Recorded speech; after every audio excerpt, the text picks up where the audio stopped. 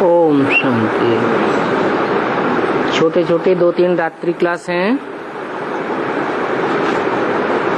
पहला रात्रि क्लास है 17/9/64।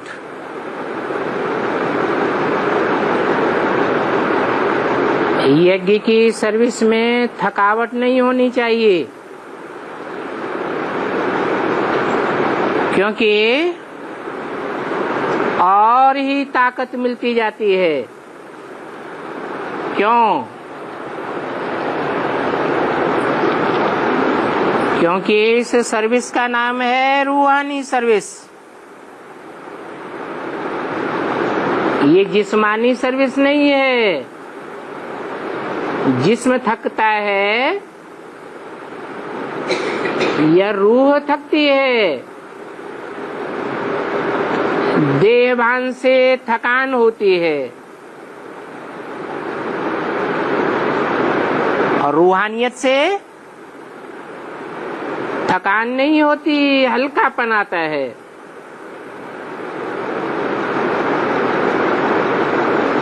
रूह का कनेक्शन डायरेक्ट सुप्रीम सोल से है। सुप्रीम सोल और रूहानी आत्माएं दोनों ही हल्की फुल्की स्टेज में हैं। तो रूहानी सर्विस में थकान नहीं आनी चाहिए। इसके लिए बाबा क्या मिसाल देते हैं?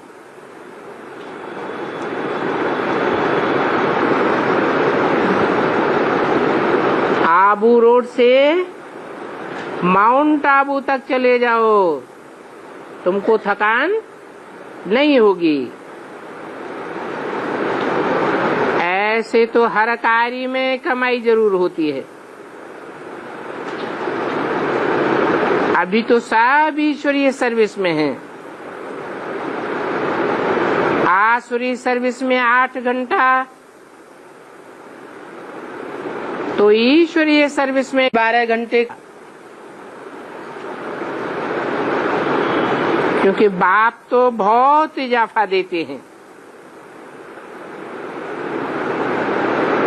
ईश्वरीय सेवा का इजाफा ज्यादा क्यों मिलता है?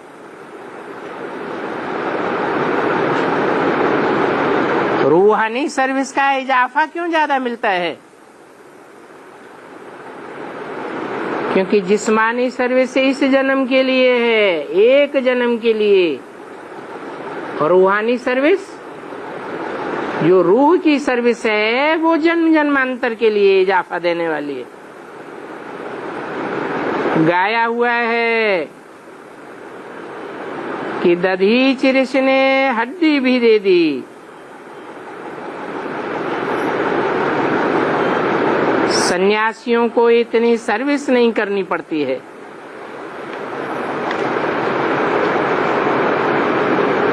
और तुमको तो तन मन धन तीनों से बहुत सेवा करनी है। सन्यासी तो तन की इतनी सेवा नहीं कर सकेंगे, क्योंकि वो कर्म सन्यासी हैं। कर्म सन्यासी होने के कारण उनको कर्म करने की दरकार ही नहीं। तो तुमको तो सर्विस के मार्क्स बहुत हैं। बहुतों को सुख मिलने से उनको आशीर्वाद मिल जाती है, और जो अच्छी सर्विस करते हैं उनकी महिमा भी अच्छी होती है। कहते हैं ऐसे पर तो बलिहार जावे, और ऐसे रूहानी बाप से मिलता भी बहुत कुछ है। भारत को पवित्र, सुखी, शांत बनाना, यही तुम्हारी मेहनत है। तुम जितना शांति में रहते हो उतना शांति के वाइब्रेशन फैलाते हो। दुनिया को तो भुलाने में मेहनत करनी पड़ती है, शरीर का भान भूलता ही नहीं। क्यों? क्योंकि अपन को क्या समझते हैं? देह समझते हैं। और तुमको तो मेहनत नहीं लगनी चाहिए, शरीर का भान भूल जाता है। तो अपन को आत्मा समझ है, बाबा को याद करते रहें तो बहुत कल्याण है। और ये राजयोग की पढ़ाई है बड़ी सिंपल, और इसमें इम्तिहान भी एक ही है। बाप ने तो बड़ा अच्छा समझाया है। बाप को पहचान, बाप के बने तो जीवन मुक्ति जरूर मिलेगी। कब मिलेगी? जीवन मुक्ति कब मिलेगी? क्या बताया?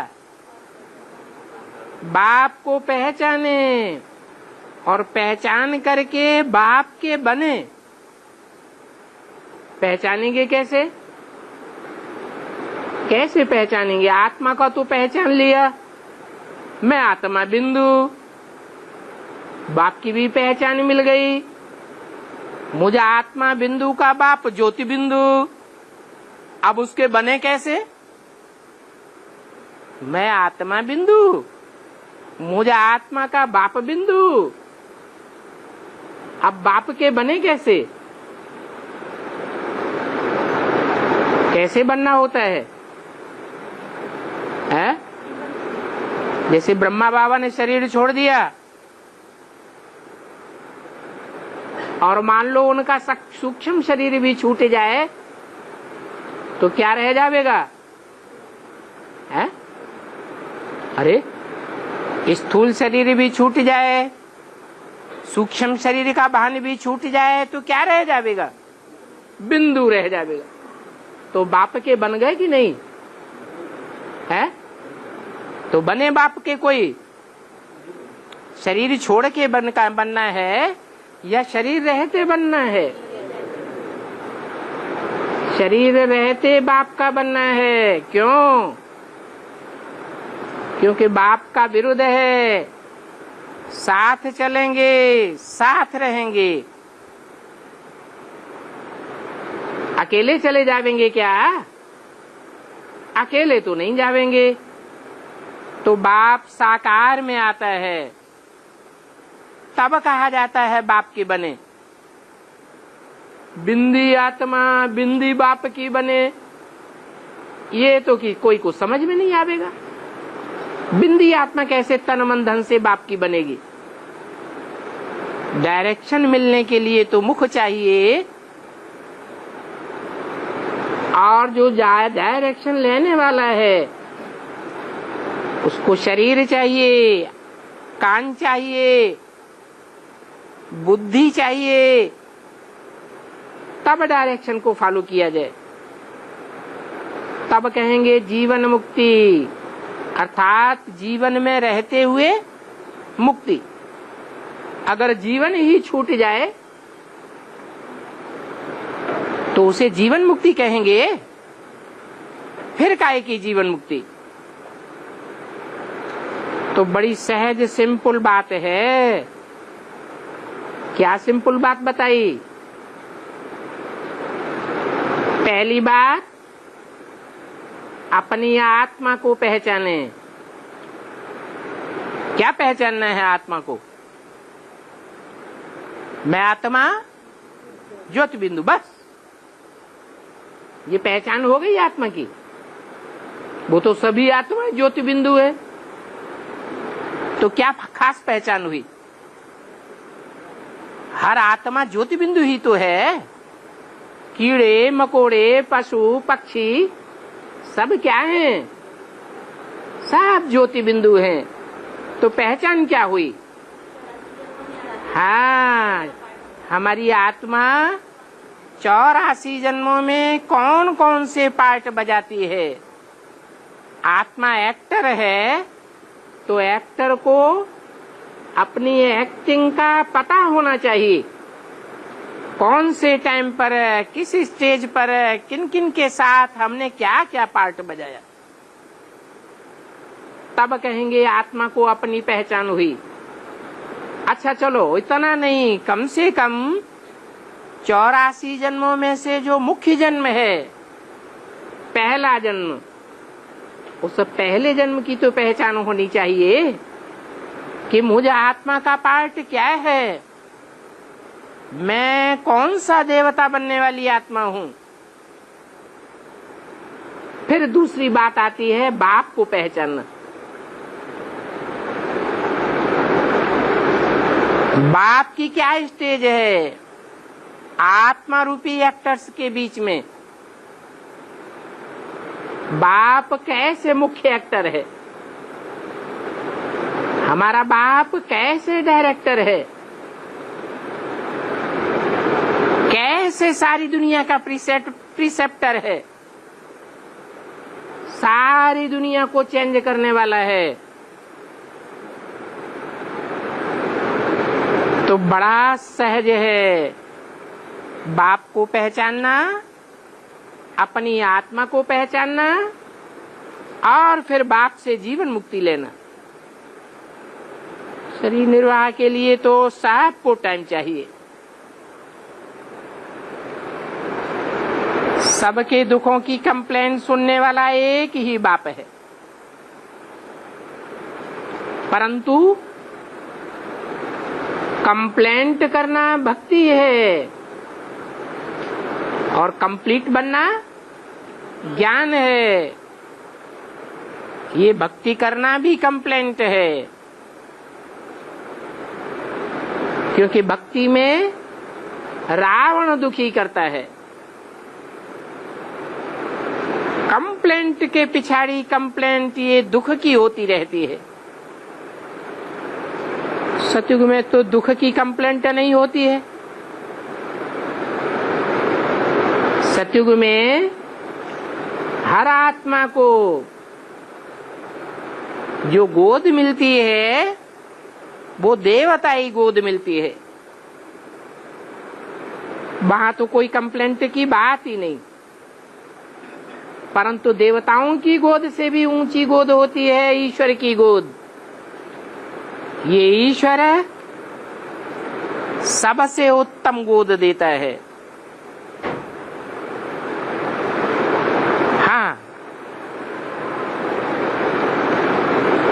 ईश्वरीय गोद में कोई जास्ती नहीं रह सकते हैं, तो नंबरवार तो रह सकते हैं ना।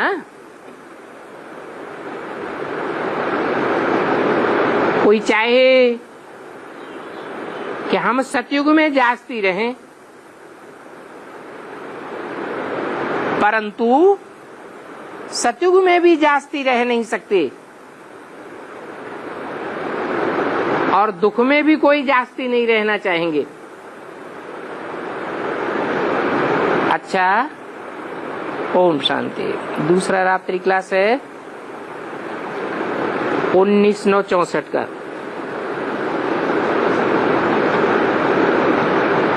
बाप को सर्विस का शौक है तो बच्चों को भी सर्विस का शौक चाहिए।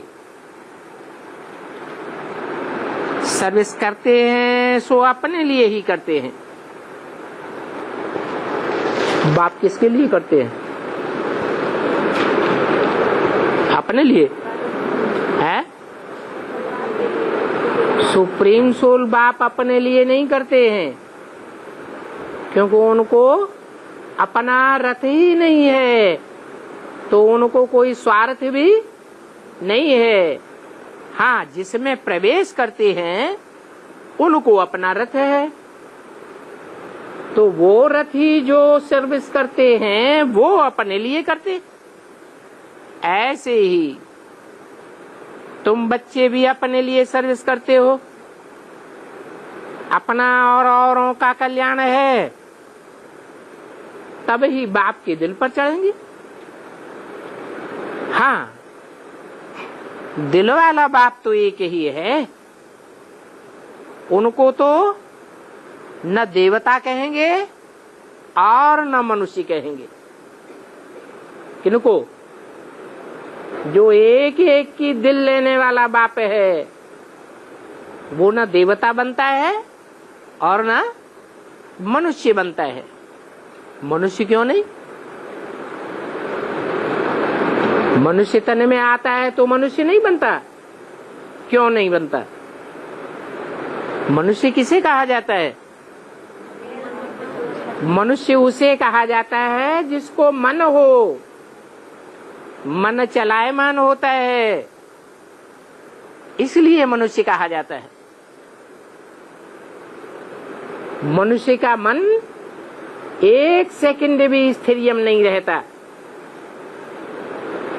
इसलिए मनु की औलाद मनुष्य कहा जाता है। सोचता विचारता है, संकल्प विकल्प करता है, और भगवान को तो सोचने विचारने की जरूरत ही नहीं। क्यों? क्यों सोचने विचारने की जरूरत नहीं है? मनुष्य तो सोचता है, विचारता है, क्योंकि मन उसका चंचल है। भगवान को सोचने विचारने की जरूरत क्यों नहीं है? क्योंकि वो तो जन्म मरण के चक्र में ही नहीं आता, और हम मनुष्य आत्माएं तो जन्म मरण के चक्र में आती हैं। तो हमको मनन चिंतन मंथन करना पड़ता है कि 84 जन्मों में हमने कैसे कैसे जन्म लिए। वो तो हम आत्माओं का बाप है। बाप देखते हैं सब बच्चे दुखी हैं तो आ जाते हैं, क्योंकि बच्चों को बाप के घर परम धाम का रास्ता कोई नहीं बता सकता। इतने बड़े बड़े धर्म पिताएं आए, इब्राहिम, बुद्ध, क्राइस्ट आदि, कोई ने शांति धाम का रास्ता नहीं बताया। खुद भी अशांत होते गए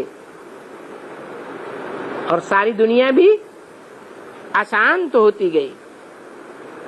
तो देखो, परम धाम का रास्ता सिवाय बाप और तुम बच्चों के कोई बता ही नहीं सकता।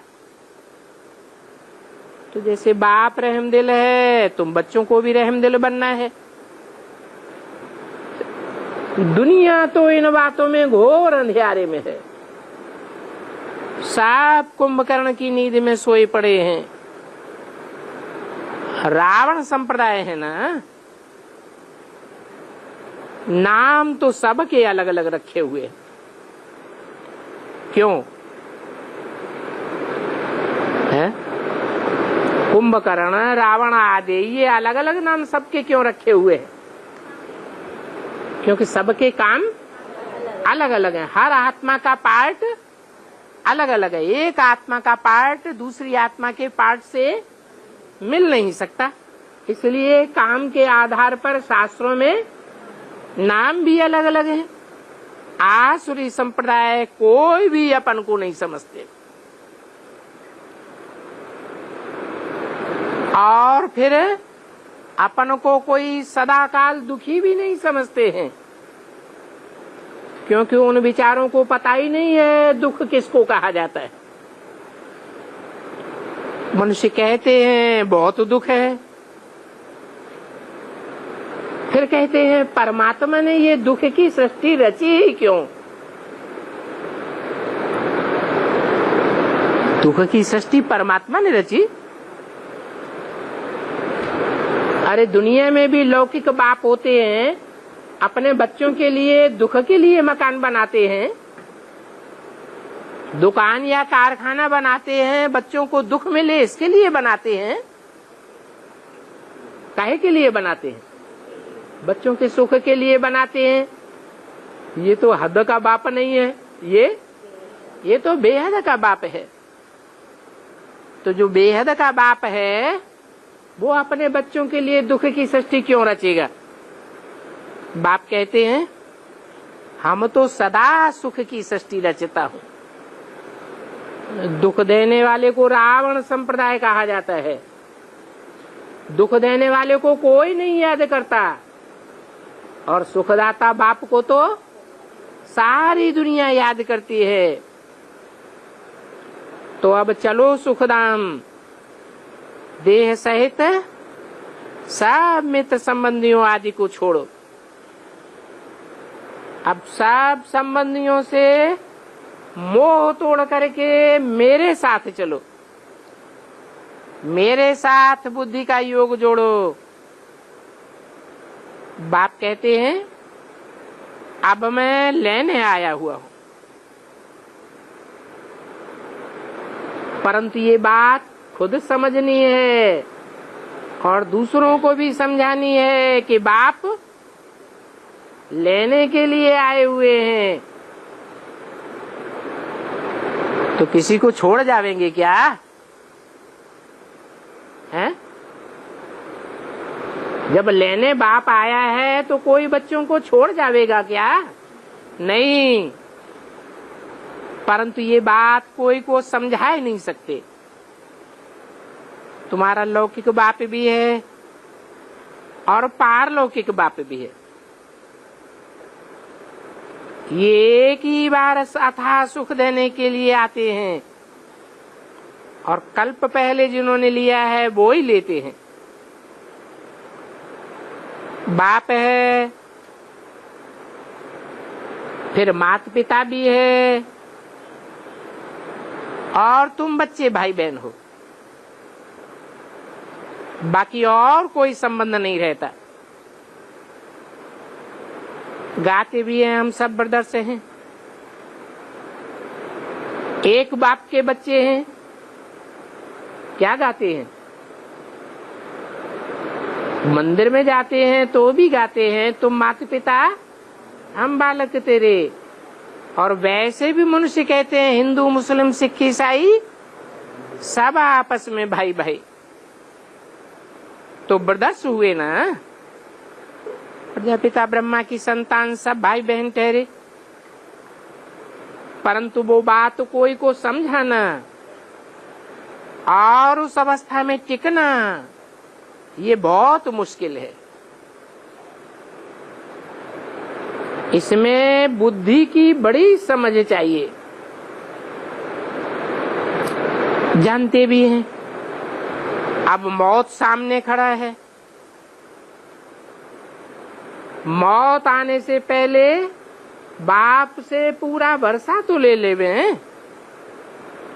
परंतु वर्षा पूरा उनको मिलेगा जो कर्मातीत अवस्था को पावेंगे। और कर्मातीत अवस्था में रह करके खूब सर्विस करेंगे। क्या अभी सर्विस नहीं करते हैं क्या? अभी क्या करते हैं? सर्विस करते हैं कि डिसर्विस करते हैं? अभी वर्षा ले रहे हैं कि नहीं ले रहे हैं? है? अभी सर्विस करते हैं कि डिसर्विस करते हैं? है?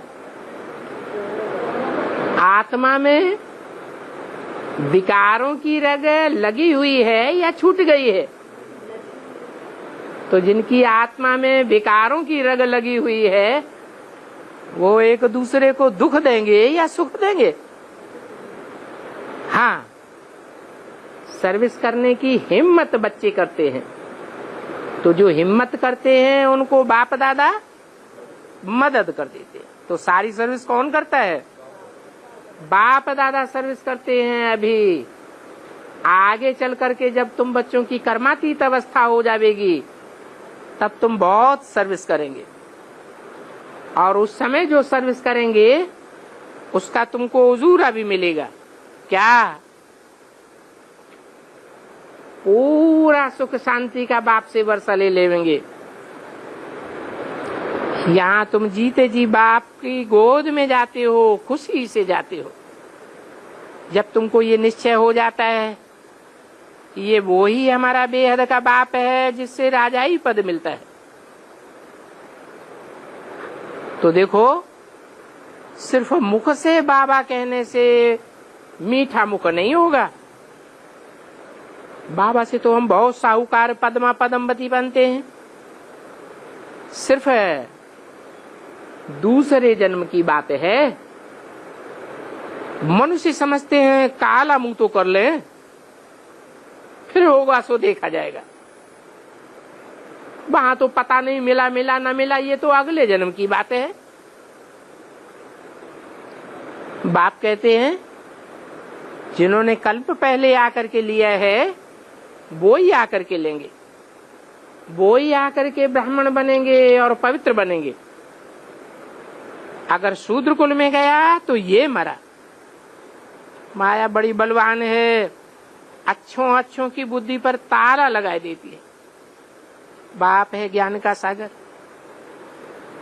कहते हैं यहाँ आते हैं तो यहाँ शांति बहुत मिलती है। बाप कहते हैं ये शांति, ये आनंद अविनाशी आनंद बन जाएगा। बाप आते ही हैं पुरुषार्थ कराने के लिए। अब जो पुरुषार्थ करते हैं वो तो छिपे नहीं रहते, उनको सर्विस वगैरह फ्री बैठने में सुख ही नहीं आता है। अगर फ्री बैठेंगे तो मुफ्त अपने को घाटा लगावेंगे। 1964 की वाणी का दूसरा पेज। ये तो बच्चे जानते हैं। सबसे अच्छा मंदिर कौन सा है?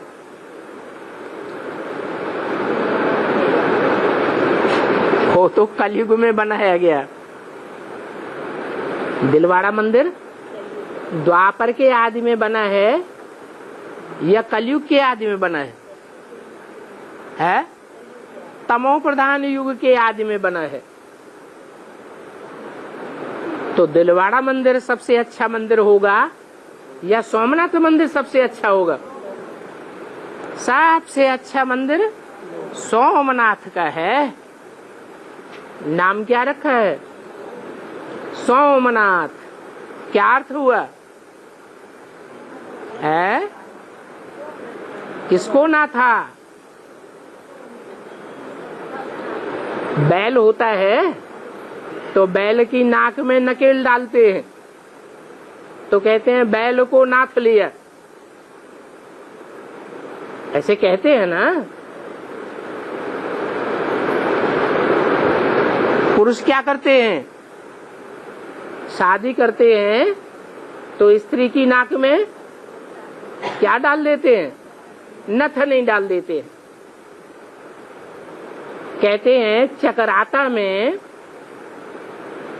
स्त्रियां 5 पति करती थी तो उनको 5 नथ डाल देते थे,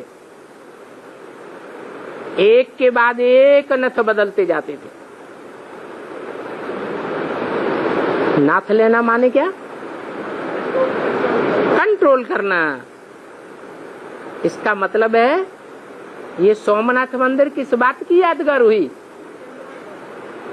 है? नाथना बैल के लिए कहा जाता है। कौन है बैल? ब्रह्मा की सोली ही बैल का काम करती है। क्या काम किया उन्होंने ऐसा है? गीता का भगवान स्वयं को मान लिया, समझ लिया कि मैं ही गीता का साकार में भगवान हूँ। मेरे अलावा संसार में गीता का साकार भगवान और कोई हो ही नहीं सकता। अब ऐसे अहंकार वाली आत्मा को कंट्रोल में जिसने प्रैक्टिकल में किया उसकी यादगार है सोमनाथ मंदिर। और दूसरा कौन सा यादगार है? पशुपतिनाथ मंदिर। तो देखो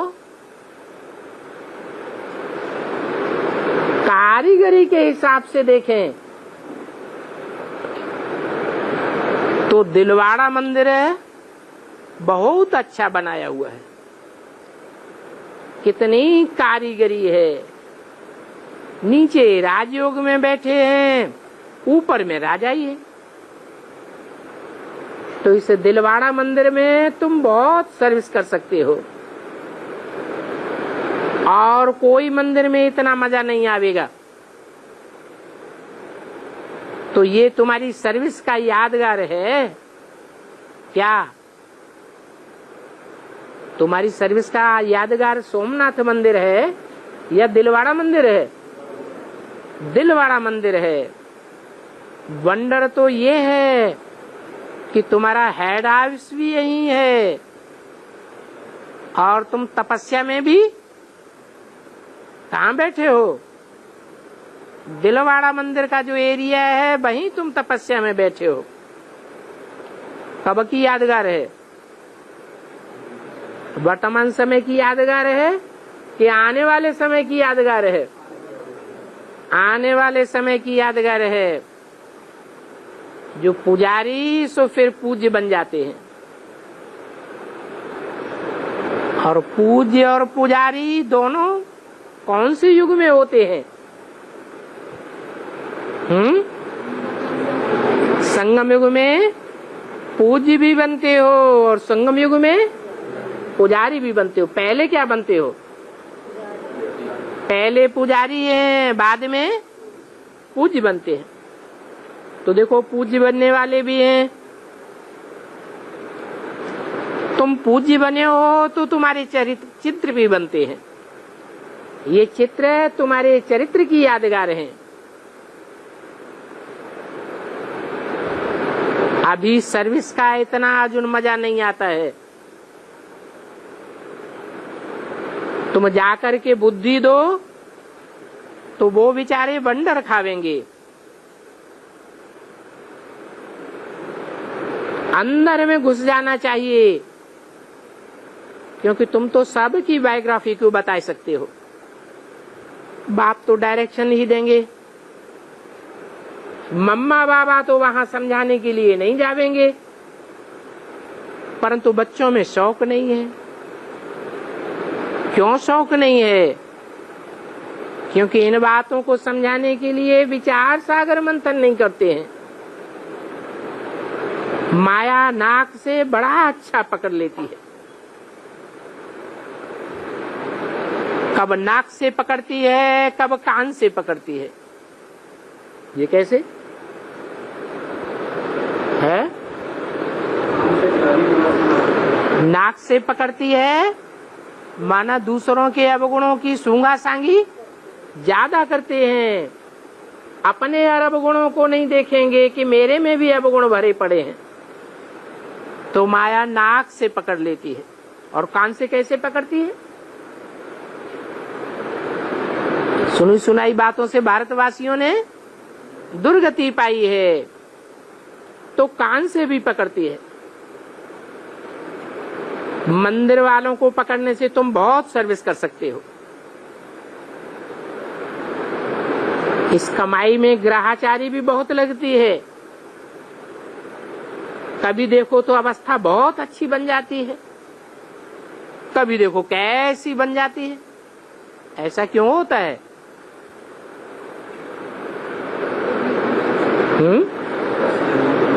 हाँ, 63 जन्मों की रील अभी संगम युग में घूमती है। तो सर्विस में तुम बच्चों को लग जाना चाहिए, और सर्विस में बड़ा रमतबाज चाहिए। बाबा तो शक्तियों का नाम बाला करते हैं। इन शक्तियों को जगाया है औरों को जगाने के लिए। आगे चल करके कोई नया अच्छा पैदा हो जाएगा। कौन से सन की वाणी है? 64 की वाणी है।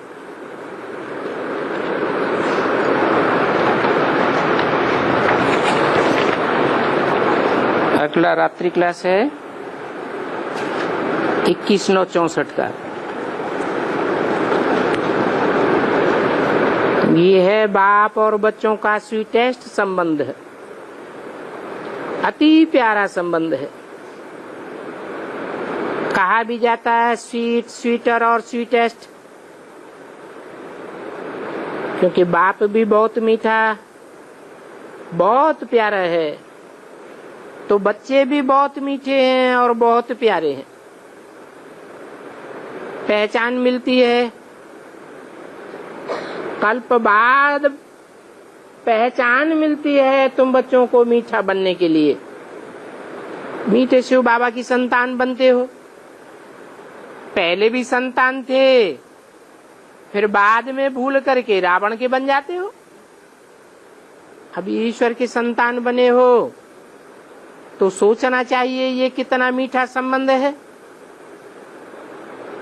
वो रावण का संबंध कितना कड़वा होता है। वो है जीवन बंध और ये है जीवन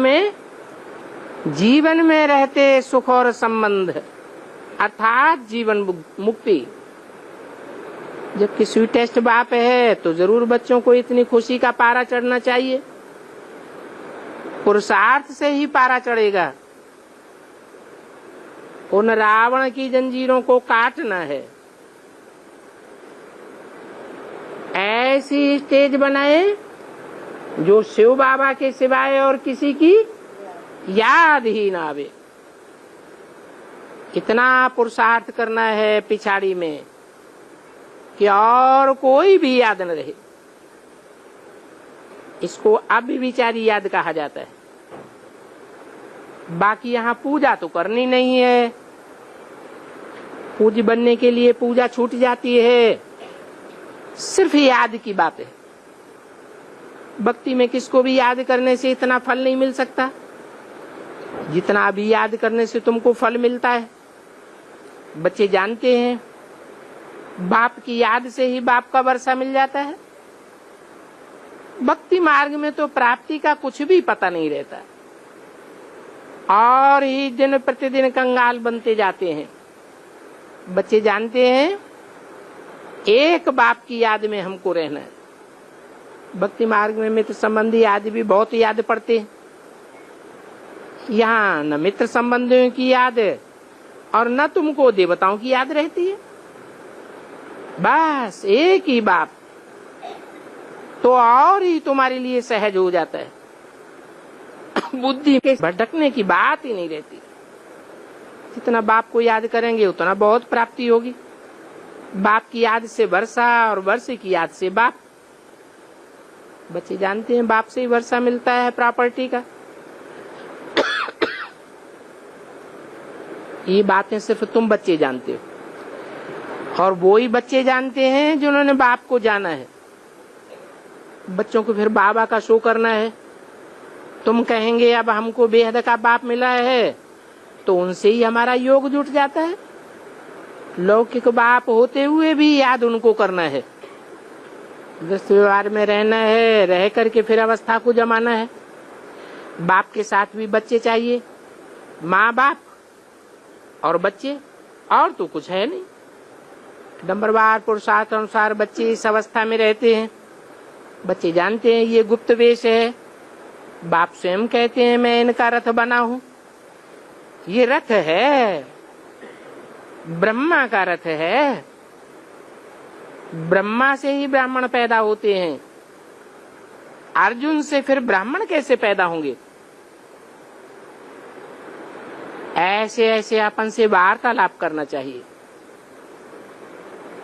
अर्जुन माना जो पुरुषार्थ का अर्जुन करे सो अर्जुन। और ब्रह्मा माने है ब्रह्मा माने बड़ी माँ। बड़ी माँ अपने लिए कुछ करती है? माँ अपने लिए करती है या किसके लिए करती है? बच्चों के लिए सब कुछ करती है। अपने सुख दुख भी किसके लिए लुटा देती है? बच्चों के लिए लुटा देती है।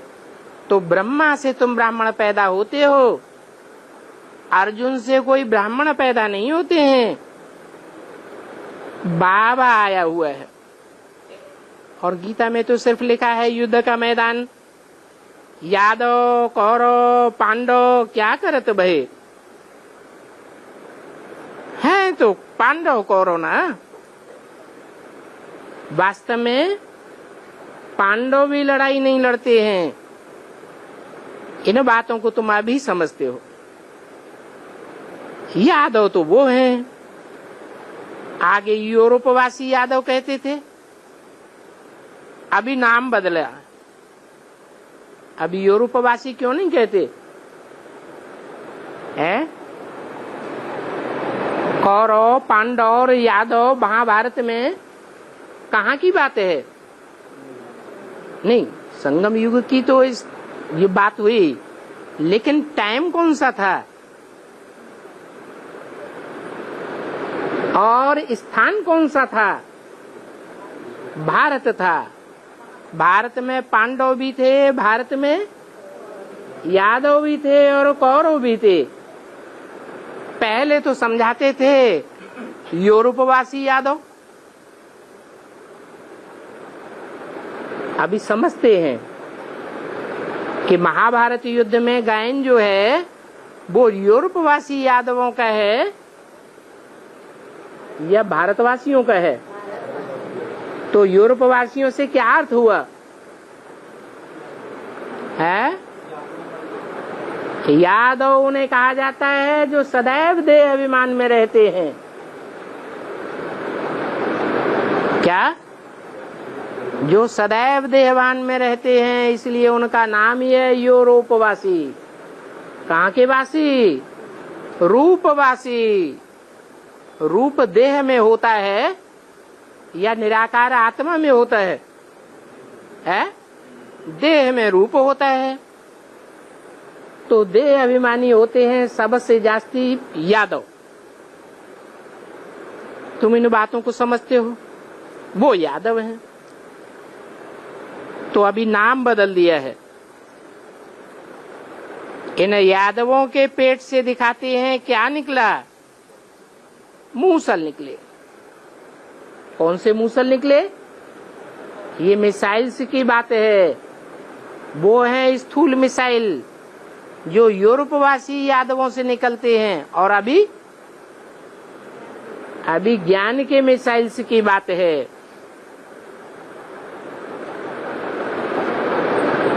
दुनिया के हिसाब से अरे ये यूरोपवासी जो यादव हैं वो मिसाइल्स की ताकत किन के पास ज्यादा है?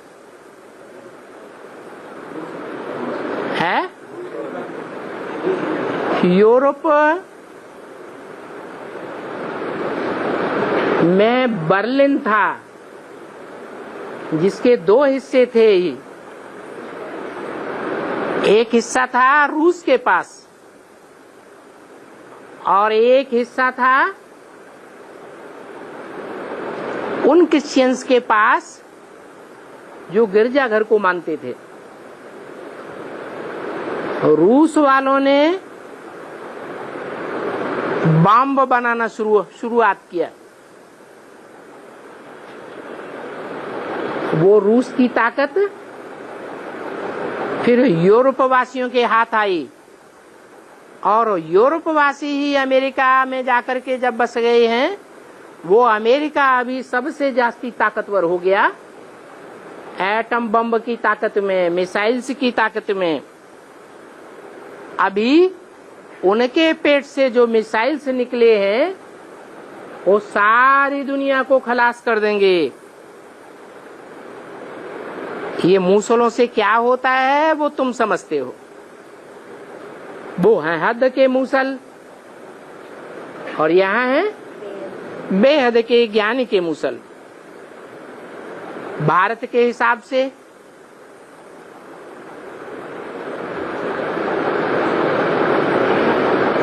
दिल्ली है स्थापनाकारी और बंबई है विनाशकारी। तो यादवों का देश भारत में कौन सा हुआ? दिल्ली हुआ, बंबई हुआ। अभी प्रैक्टिकल में देख रहे हैं ना, ज्ञान के बम कहाँ से निकले? बंबई से निकले। और नाम भी क्या पड़ा है? हर हर बम बम के नाम पर नाम पड़ता है बंबई। अभी इन बातों को तुम समझते हो। गीता से ये सब बातें मालूम थोड़ा ही पड़ती हैं। अभी जानते हैं एटॉमिक बॉम्ब्स कलप पहले भी बने थे। क्या नाम रखा उनका? Atomic bombs. वो हैं एटॉमिक बॉम्ब्स और तुम्हारे हैं आत्मिक बॉम्ब। सबसे बड़ा बॉम्ब कौन सा है? आत्मिक बॉम्ब में सबसे बड़ा बॉम्ब कौन सा है? परमात्मा प्रत्यक्षता बॉम्ब।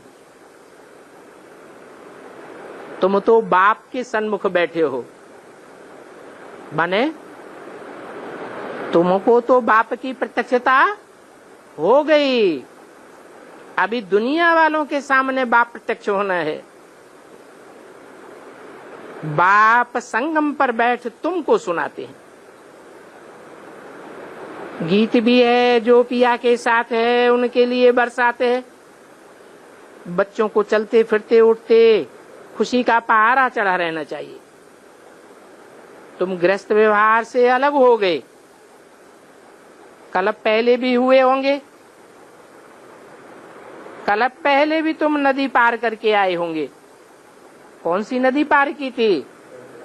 है विषय वैतरणी नदी पार की थी। बाकी तो और कोई बात नहीं है।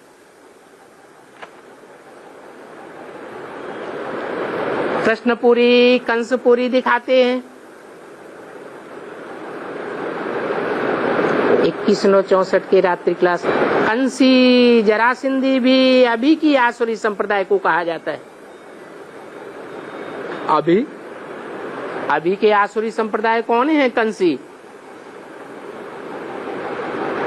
और कौन है जरासिंधी? अभी की माने संगम युग में कोई ब्राह्मण संप्रदाय है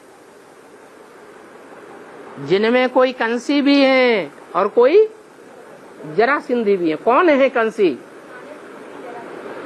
हाँ, सिंधी माने जो सिंध से आए हुए हो। मूल पैदाइश कहाँ की है? सिंध की। तो ब्राह्मण संप्रदाय में ही वो जरा माने पुराने सिंधी बैठे हुए हैं जिनके हाथ में सारी सत्ता, सारे जोनल इंचार्ज अगर देखे जाएं तो बेसिक नॉलेज में कहाँ के जोनल इंचार्जेस हैं जो सत्ता लिए बैठे हैं? सिंध के हैं। और कंसी कौन है? कंस किसको कहा जाता है? कंस ने क्या जघन्य अपराध किया? कंस ने छोटे छोटे बच्चों को काट दिया, मार दिया। बच्चों को मार दिया। ये तो आज की दुनिया में कोई बड़ी बात नहीं, क्योंकि बच्चे तो बड़े होके सब दुर्योधन दुशासन बन जाते हैं। लेकिन फिर कौन सा पाप बड़ा कर दिया है? कन्याओं को भी मार दिया, हत्या कर दी। वो होती है स्थूल हत्या। यहाँ ज्ञान मार्ग में बेहद की हत्या क्या है?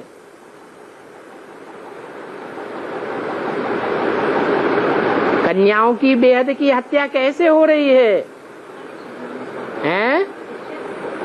नहीं, कन्याएं चाहे छोटी हो चाहे बड़ी हो, अगर उनको विकारी बनाई दिया, अगर उनकी शादी कर दी ज्ञान में चलते हुए भी, तो क्या बन गए? हैं? कंसी बन जाते हैं। ये अभी की यादगार है। देवताओं का पाप तो पुरानी इस दुनिया में, पुरानी सृष्टि में हो ही नहीं सकता। इस पुरानी सृष्टि में देवताएं कहाँ हैं?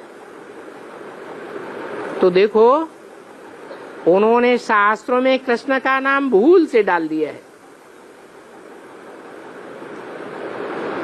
नाम किसका होना चाहिए? है? उन्होंने नाम डाल दिया है, कृष्ण था कन्याओं का, गौओं का रक्षक। लेकिन कृष्ण ने रक्षा नहीं की। किसने रक्षा की? रक्षा तो शिव बाबा ने की है। यज्ञ के आदि में भी दादा लेखराज ब्रह्मा उर्फ कृष्ण का नाम डाल दिया कि ब्रह्मा ने भगाया। वास्तव में वो कहानी किसकी है? प्रजापिता की कहानी है। मुरली में क्या बोला? कहानी किसकी है? प्रजापिता की कहानी है, ब्रह्मा की कहानी नहीं है। कहा भी जाता है ब्राह्मण देवताय नमः। ब्रह्मा द्वारा ब्राह्मण धर्म स्थापन तो हुआ, फिर देवता क्षत्रिय कुल में आवेंगे। ब्राह्मण का कुल देखो अभी कितना छोटा है, वर्ण भी दिए गए हैं।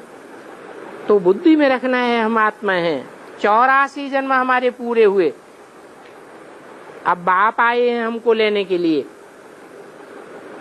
इन बातों को समझने में बड़ी मेहनत लगती है। याद करने का चार्ट निकालते रहो। सारा दिन में हमने कुल टोटल कितना याद किया, समझ तो सकते हैं ना हम कितना समय बाप को याद करते हैं। ऐसे माता पिता को समझ करके फिर कम पुरुषार्थ करने से घाटा पा जाएंगे। ये तो बेसमझ हो पड़ते हैं। जानबूझकर घाटा नहीं डालना चाहिए, कल्प कल्प का घाटा पड़ जाता है। ऐसे माता पिता को छोड़ करके फार कति दे देते हैं। कितने हैं जो माता पिता कह करके भी फिर भूल जाते हैं। कितना भारी वर्षा मिलता है, परंतु माया बहुत सामना करती है। माँ बाप भी पुरुषार्थ करते होंगे तो उन्होंने पद पाया है, उनको देख करके हम भी क्यों न पद पावे। बड़ा भारी पद है। बल स्वर्ग के मालिक तो बनते हो, फिर भी 8 ही हैं जो सजाएं नहीं भोगते, बाकी तो सबको सजाएं भोगनी पड़ती है।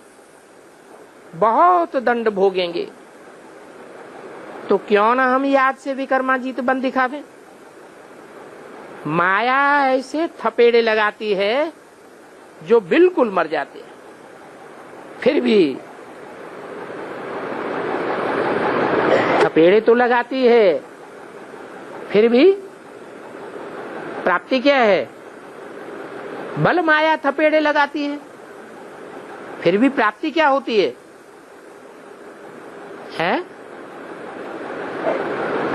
जो छोड़ के चले जाते हैं वो भी स्वर्ग में आवेंगे या नहीं आवेंगे? वो भी स्वर्ग में आवेंगे। एक बार ब्राह्मण कुल में आया है तो देवता तो जरूर बनेगा, परंतु पद कम पा जाते हैं। तो ये तो फखुर हुआ कि हम स्वर्ग में तो आवेंगे, परंतु माया ऐसी है जो पद को एकदम फांक कर देती है। अच्छा, ओम शांति। भूमि और धर्म भूमि। धर्म माने धारण और कर्म माने क्या? कर्म इंद्रियों से जो कर्म किया जाए वो कर्म। और जो कर्म भूमि है जिसका गायन और पूजन है वो श्रेष्ठ कर्म का होता है या भ्रष्ट कर्म का होता है? तो दिल्ली के किनारे स्वर्ग स्थापन होता है। स्वर्ग स्थापन हुआ तो श्रेष्ठ कर्म हुए तब स्थापन हुआ या भ्रष्ट कर्म हुए तब स्थापन हुआ है? दिल्ली में यमुना के कंठे पर नई दुनिया की राजधानी स्थापन होती है। तो जो स्थापन होने के निमित्त बनते हैं उन्होंने श्रेष्ठ कर्म किए या नहीं किए हैं? श्रेष्ठ कर्म किए तो दिल्ली कर्म भूमि हुई। बाबा ने एक मिसाल दिया, जो धंधाधोरी में रहने वाले होते हैं, जैसे कपड़े का व्यापारी है, सुबह 8 बजे ही जाके दुकान खोल देगा, उसी दुकान में बहुत सेल होता है, और रात को 8 बजे के बजाय आधे दरवाजे बंद कर दिए, एक दरवाजा खुला रखा, अंदर अंदर कपड़े फाड़ता रहता है।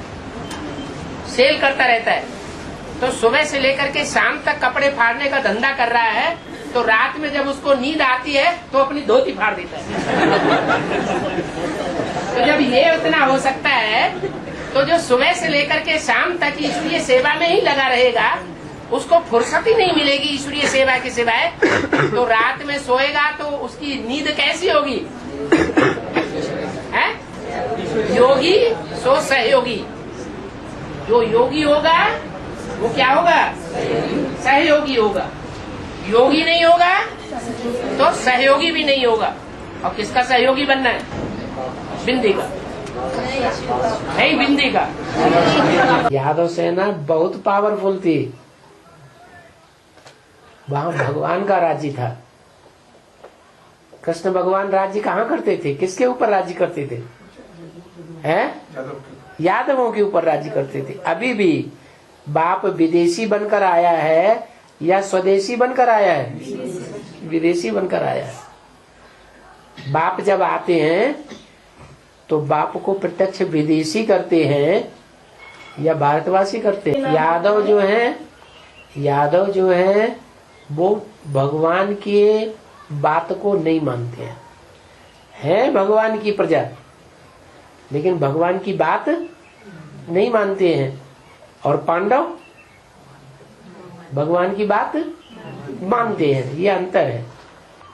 यादवों की सेना को भगवान ने अपनी सारी सेना कौरवों को दे दी।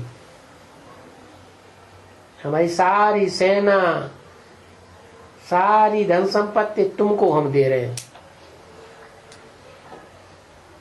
मैं सिर्फ पांडवों की तरफ हो जाता हूँ। ये गोरखा बटालियन जो है ना, गोरखा का मतलब क्या है? गौ माने गौए, रखा माने रक्षा। गौओं की रक्षा करने वाली बटालियन है। दुनिया में और जो बटालियन से हैं वो गौ हत्या करने वाली है।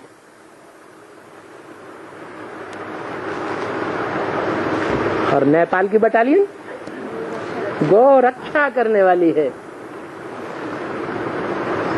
ये भगवान का काम करने वाली है। भगवान ने क्या काम किया इस दुनिया में आकर? गौओं की रक्षा की, गौओं की पालना की। ये गौओं की पालना के आधार पर गोपाल कन्हैया कहा जाता है। दुनिया वालों ने तो कृष्ण को समझ लिया। है किसकी बात? है शिव बाबा की बात। गोरखा बटालियन है। गौ रक्षा करने वाले, गौओं की रक्षा करने वाली। गौ कौन सी है? वो तो जानवर गौओं को गौ समझ लेते हैं। भगवान ने आके जानवर गौएं पाली होंगी, लेकिन वास्तव में भारत की जो कन्याएं माताएं हैं, जिस खूंटे से बांध दिया जाए तो सारा जीवन उसी खूंटे से बंद करके रहती है। विदेश की कन्याएं माताएं नहीं रहती हैं, वो तो डाइवोर्स देती हैं, फट से उछल के दूसरी जगह चली जाती है। लेकिन भारत की कन्या माताओं की ये गायन है, वो गौओं की आकर के भगवान ने पालना की थी। इसलिए गोरखा बटालियन बहुत प्रसिद्ध है। जब सतयुग में आवेंगे नई दुनिया में तो भगवान याद आवेगा क्या? याद आवेगा? नहीं। जब जावेंगे ये दुनिया छोड़ करके, उस समय सभी को भगवान ही भगवान याद आवेगा। कहाँ की यादगार? शमशान घाट है जैसे कि परम धाम, शांति शांति लगी पड़ी है। इसलिए शिव शंकर भोलेनाथ के मंदिर जास्ती कहाँ होते हैं? शमशान घाट में। वहां जाते हैं मरने के समय, मरते हैं तो वहां जाते हैं। जब परम धाम से लौटते हैं तो कोई फिर भगवान को याद। बाबा भी कहते तुम बच्चे जब स्वर्ग में जावेंगे तो मेरे को याद भी नहीं करें।